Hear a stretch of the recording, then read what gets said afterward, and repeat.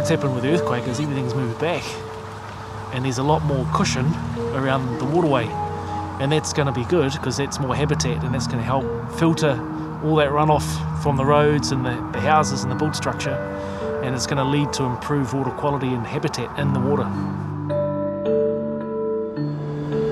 This river is the Otakaro. It connects to the Iutai, the estuary, which connects over to the Opawaho, the Heathcote River. And in between those two rivers were a number of traditional settlements.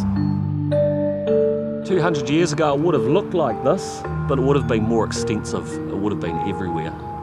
Ko ai te wai, ko ai te au. I am the water is me as an old whakatauki. Tuahuriri is the primary hapu of this area.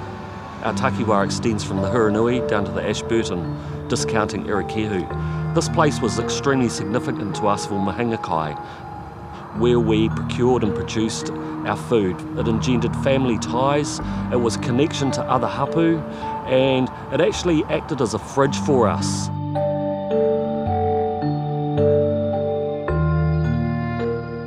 Our elders in the late 19th century got together and wrote down lists of all the fish and where they were all caught from, because they could see them disappearing.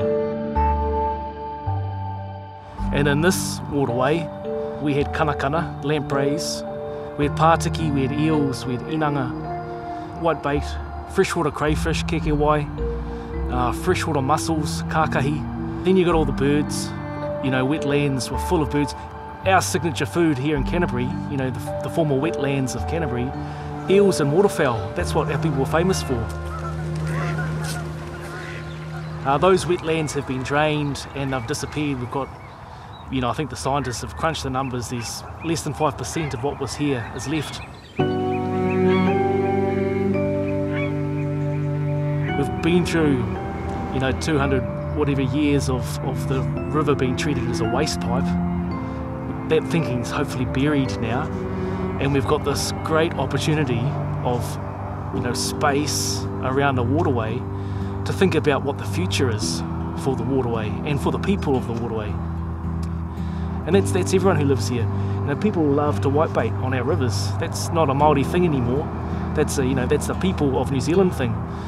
So let's look after the waterways.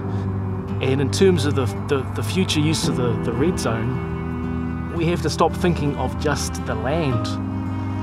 Yeah, it's the land that is affected and that's the land where people have had to leave, but in our way of thinking, it's the land and the water.